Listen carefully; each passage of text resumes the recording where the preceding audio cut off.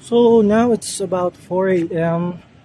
Paulita from work, and we're just walking diri sa Pasig, dulra sa SM Mega Mall.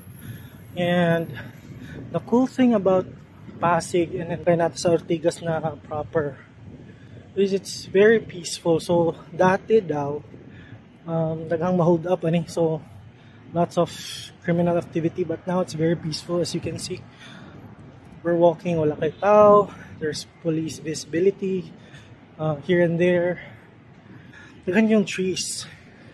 If you can see, like all corners, kada building na trees. So at least na ay mukhang gamay sa pollution, but I know it's not enough.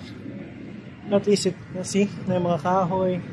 So I think they call this the Green City. So we're walking sa Ortigas Avenue, labay ta sa Embassy.